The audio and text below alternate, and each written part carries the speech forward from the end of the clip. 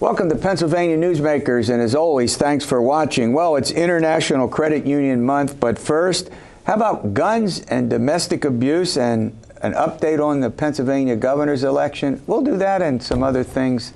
Let's get to it. This is Pennsylvania Newsmakers, a fast-paced, unrehearsed weekly discussion with and about the leaders who shape your world. And now, here's your host, Terry Madonna. Well, I'll tell you, there's a lot to talk about, and we're going to get right to it. Joining me, as often is the case, is Angela Couloumbis. She's a reporter with the Philadelphia Inquirer, and Marc Levy. He's a reporter with the Associated Press. Now, I'm going to read something to you, and here's what it says. Lawmakers pass tougher gun laws in abuse cases. I wonder who wrote that. Marc Levy with the Associated Press. You wrote the story. I mean, Marc, this is pretty big news given the Pennsylvania legislature's historic commitment. I'll be honest, and correct me if I'm wrong. Pro-gun, right?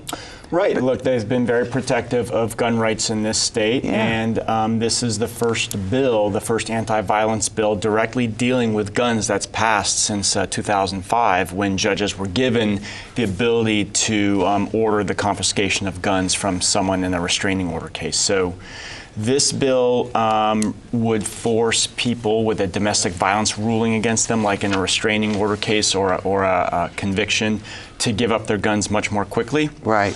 And it would also eliminate a provision in law currently where if you're convicted of a domestic violence crime, you can give your guns to a neighbor or a relative or a friend as long as they don't live with you. Yeah. Now, what surprised me was the majorities. This wasn't, how do I say it? 26. Hotly contested. 26, 22 or whatever, just a simple majority, 102 in the House. What's that debate like? I think the supporters of the bill made a real effort to couch it and frame it as a domestic violence prevention bill, not a gun control bill. And you heard a lot of debate on the floor to that effect, with Republican supporters getting up there and saying this is not about taking guns away from people who responsibly and legally own them. Good point. Yeah, now, Democratic governors have tried this in the past to no avail, and you've written about that. And historically, this is not something that even might have passed. But given the violence with guns, you wrote about Parkland, Florida, the high school shooting that killed 17 people. Yeah, the advocates for this bill have been pushing it for a few years now, and they feel like something turned the tide. The Me Too movement, the school shootings, particularly the one in Parkland. But you're right that Democratic governors have tried, Ed Rendell and Tom Wolf have tried different things, like, for instance, expanding background checks in Pennsylvania, and it just goes nowhere in the legislature here. Yeah, here's what's fascinating when you wrote, and I picked up on this immediately, and I'm quoting from Marc's Associated Press story. Intimate partners or family members kill over half of all American female gun victims. And this data comes from the Pennsylvania Coalition Against Domestic Violence. I must tell you, did that surprise you? That didn't surprise me, either one of you. That just didn't come as a big surprise to me. Right, within the violence prevention circles, this is well known that most domestic violence victims die of gunshots. Yeah. All right, well, let's switch topics. I almost don't know how to begin to talk about the big news of the week in the Pennsylvania governor's election. Was not some new poll, was not some controversy evoked by the two candidates. Scott Wagner, a former state senator from York who's challenging incumbent Governor Tom Wolf, who's seeking a second term. Angela, I'll start with you. But it was a debate sponsored by the Pennsylvania Chamber, and it was taken over, in a sense, by the moderator of the debate, Alex Trebek, and he's well known for Jeopardy, an Emmy award-winning program. And I thought it was actually entertaining, and there was a lot of criticism. I looked at it and I said, maybe it just wasn't a debate. It was right. Go ahead. You covered it. We talked about it earlier, and I think you framed it correctly. It was not a debate. It was more of a discussion, but it was a discussion that really was dominated by Alex Trebek, who opined on certain issues, or seemed to at least get a little closer to opining and riffing on major issues in the state. Having said that, there has been quite the bit of discussion among journalists about this, because really? Like there hundreds has been of tweets, right? Well, because usually you have a reporter or a journalist moderate these types of forums, but he was very well informed about the issues in Pennsylvania. I think the fundamental complaint was that he didn't really allow anybody, the candidates, to speak to them. That's a good point. 40%, I think, something like 40% of the time he spoke, to something 22, 23% for Wagner, and was Governor Wolf even there? 17 or 18% of the time. Go ahead. Yeah, look, so arguably Scott Wagner, the Republican, needed to get far more out of this debate than the governor did. Scott Wagner is trailing in all the independent polls, including yours, Terry, by double digits, and so he needed this to strike some blows against the governor, and with Alex Trebek doing a lot of the talking, my sense is that the Wagner people felt like his opportunities were limited. We're going to run to a break. Save it. We're not leaving this subject. I also want to talk about sports betting, and you mentioned Ed Rendell is back in the news. We'll see if we can get to all that after these words. This broadcast of Pennsylvania Newsmakers is presented by the Pennsylvania Chamber of Business and Industry, the statewide voice of business, and by the Pennsylvania State Education Association and Partners for Public Education, bringing the power of a great education to our schools, our students, and our communities.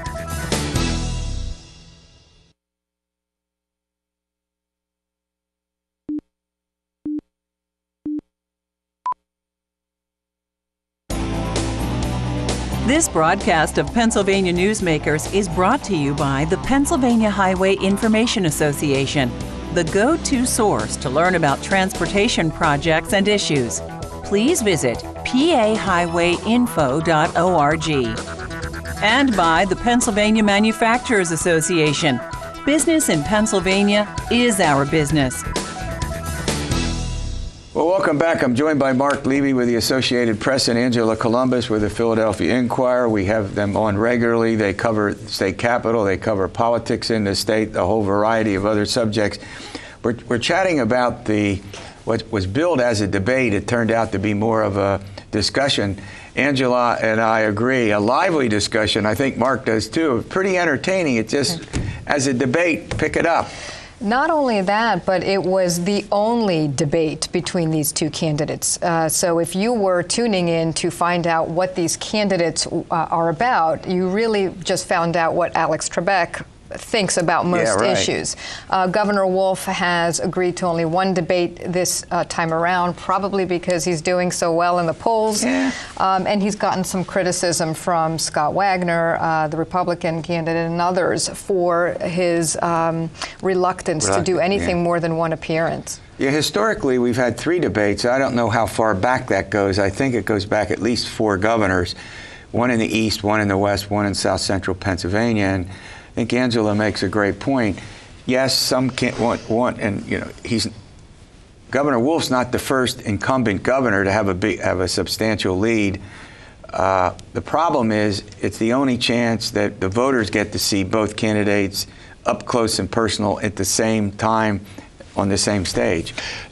Scott Wagner in June said, hey, let's do a debate in every county, each of 67 counties. And Alex Trebek brought that up. And he's like, you weren't really serious, were you? And Scott Wagner was like, I was dead serious about that. The comment that I loved that Alex Trebek made, I shouldn't say love, but it struck me as wow. He said the only, I'll paraphrase, I'll be wrong by addition of a couple words, the only institution viewed more unfavorably than the state legislature is the Catholic Church, right? Yes, not only that, but then he went on to describe his upbringing at a Catholic boarding school and how he was never sexually molested, which I think struck people as very odd. And he got booed at least once and maybe twice during the course of the... Yeah, well, we'll set that aside, but it is what it is, and the press didn't react very favorably to it. All right, Mark. We have a lot of betting in this state. This is a gambling state. I mean, let's be honest about it. Pennsylvania is a big-time gambling state. Yeah, and now we're going to have more gaming. That's right. So the legislature last year legalized sports betting ahead of the U.S. Supreme Court decision in May, and now the Gaming Control Board just awarded the first licenses to casinos to start sports betting. So we should be seeing it in November at least 2 casinos. 2 casinos, and there's a possibility for more. Is that right? There's 3 others that have applied, so presumably in the coming months we could be seeing it at 5 casinos. And so basically what's going on, I'm going to hold this tablet up right here. Is this how it's going to ultimately be? Yeah, so... right here. You don't have to go anywhere. That's right. The first step will be going to the casino and playing through tellers or kiosks, but eventually the next phase will be logging into an account from your cell phone or from your computer at home through an account attached to a particular casino. As long as you're in Pennsylvania and 21, you can bet on sports. So it'll be college sports, NBA, NFL, Pitt, NHL. Penn State, Temple. I'm just mentioning the That's right. big 3 state-related universities. I'll mention Lincoln, but you get my point. Yeah, Super Bowl. Imagine the betting on that. March Madness. It'll. If I recall, not to interrupt you, but no high school. No high school, no. Okay, just colleges. That's right. And we'll miss the World Series this year, but there's always next year. Oh, my gosh. Ed Rendell back in the news? Yes. Governor Rendell? Why would he be in the news? Well, he has announced that he's on the board of a nonprofit that is forming in Philadelphia to help open a new safe injection site in Philadelphia, a very controversial issue, as you can imagine. These are sites where people addicted to heroin and opioids can go and safely inject under the supervision of medical personnel. The big criticism has always been that such sites would violate federal and state laws on having drug paraphernalia in using them in an open space. The question is, and what Rendell said during this event was that, he has been on the forefront of this issue before and has said, look, if you want to come and arrest me, go for it. If you want to try and do it again. That I picked up on. I'm here. And he's also announced, the former governor, he has a health problem. Yes. He's made it public, so we're not betraying any trust. I think Parkinson. Yes, that's correct, and that he is receiving treatment for it is trying to manage the symptoms. Yeah, I mean, you can disagree with people politically, but on their health, we wish everybody. All right, as usual, splendid update. All right, coming up, International Credit Union Month. We're going to talk about how to increase savings, and you know what you have to watch out for. It's called credit card debt. This broadcast of Pennsylvania Newsmakers is brought to you by the Pennsylvania Credit Union Association. Pennsylvania Credit Unions, where people are worth more than money. To find a credit union that is right for you, check out ibelong.org. And by the Energy Association of Pennsylvania, Pennsylvania's energy information source.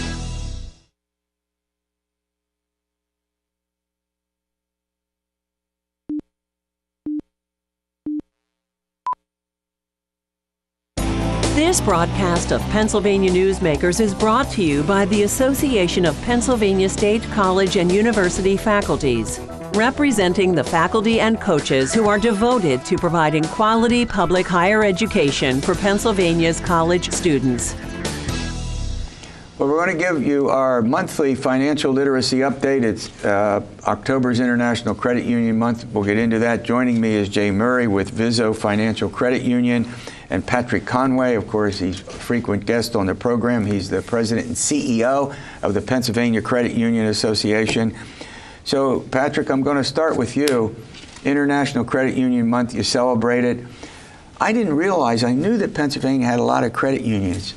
almost 400 of them? That's right. We have almost 390 credit unions, Wow. second only to the state of Texas. So we've got a lot of credit unions, and a lot of them are small community-oriented institutions, very, very small credit unions, and very passionate about helping people in the community. Yeah. So International Credit Union Month is a celebration of credit unions across the globe, and we look forward to it every year. Now, do you do anything special, or does this life go on helping your clients? Well, we always celebrate internally, and we know many credit unions, that's a big day of celebration at their credit unions and with their members. Yeah. All right, well, let's get to the substance. One of the things that we do, and one of the reasons that it's great having you on, is you give advice. I'm not the expert. Give advice to folks on investing, financial literacy. We go through a whole series of things to help people get wise about finances. And believe me, when you're dealing with money, nothing can be more important today than how people save, how they invest, credit cards. So let's talk about saving rates. Seem to be quite stable. The biggest point that I think you constantly make is you got to save, and you got to be routine about it. It has to be ritualized, right or wrong? Right. We say, have a plan. Have goals and have a plan. Consider automatic deposits into your savings accounts, and really just make that a part of your everyday life. In the second quarter this year, I think savings rates in the U.S. were just under 7%, right. Which is good. But we encourage our credit union members and other consumers to have a plan and to have goals when it comes to saving. Yeah. Now, when people come in to see you, you're right in you deal with consumers. You deal with, that's your work. Do you work on them to get something automatic, so that a lot of people get money taken out of their paychecks? They don't see it. Maybe it's me. If I don't see it, it's a lot easier if it goes right in. Absolutely. If it's there, we're going to spend it. Go ahead, take it. And with debt where the levels are today, and people living longer, and knowing they're going to have to save for health care and those kind of things, credit unions are encouraging everyone to get a plan, get a goal, make your loan payments automatically, but also have that automatic savings going there as a continuous builder, whether it's for retirement or just your general expenses and future. If you lose a job, you'll have that safety net, but do that in an automatic way, so it continues to build. Sight unseen, if you get those extra pays, make sure you're managing that to keep putting that extra money away. I love the one thing that you point out in the information that you provide, and you say, if you have a savings account, make it, you use the word moderately, but moderately difficult to access, right? Go ahead. Right, and you love that one. You can set up your savings accounts in different ways so that it's not too easy to access the funds. If it's not attached to an ATM card, for example, it may be a little bit harder to access the funds and discourage you from going to get those dollars that easily. So there's ways you can structure your accounts to help encourage more saving. Yeah, well, you make a great point, because look, if you can have a credit card and you go and you want to buy something and it says checking savings, and okay, I'll just take it out of the savings, and the money's soon gone, right? Yeah, absolutely. And I think it's important when people set a goal, set an amount that you can put away and leave it to remain savings and keep building on it. All right, we're going to run to a break. When we come back, we're going to talk about household credit card debate. It's going that way, not that way. We'll be back.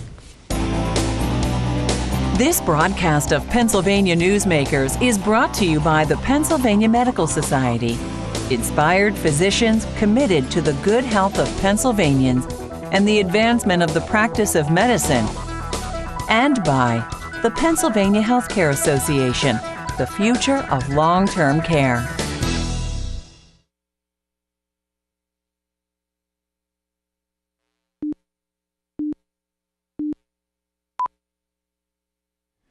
Welcome back to the program. Well, we're chatting. It's International Credit Union Month. We're, again, back to the tips on financial literacy, what to do. Today, we're spending a lot of time on savings and credit card debt.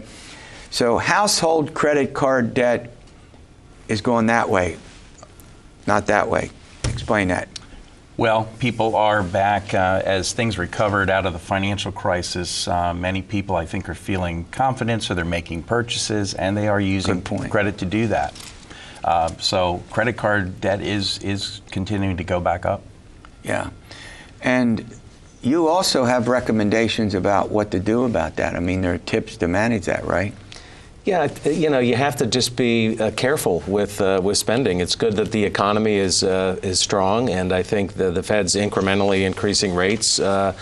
Consumer confidence has been steady and growing, but have a budget, have a household budget, stick to it to the extent that you can, and be reasonable with your purchases. And using credit and debit cards is easy and it's safe. It's a great way to shop, but within reason, you can't overdo it. Get yourself, I'm going to you because you deal with people all the time directly. People get themselves into debt. It creates enormous problems for them in a whole array of financial involvements, whether it's borrowing money, buying a house, buying a, talk about that. Sure, absolutely. So when you get those offers at retail stores to get a credit card in order to get a discount, those interest rates on those cards are very high. So if you continue to max out those cards at 20+%, you're going to find yourself in a lot of debt, and making just minimum payments will take a very long time to ever pay that balance back. Well, let's go to another thing. If you have bad credit, you got to work your way out of that. Absolutely. Correct? Absolutely. And you don't do that overnight, do you? You do not. Depending on what situation you may have found yourself in, that can take time to pay down those balances because you have too much outstanding credit, too many open cards, and too much debt. If you're late on those payments, you're causing more problems, so you have to get back to 6 to 12 months of ongoing on-time payments to get your credit score to keep improving. So it's a lot of work if you get yourself in a deep hole. And you got to be careful. I mean, just in our own family, I know that my wife handles all this.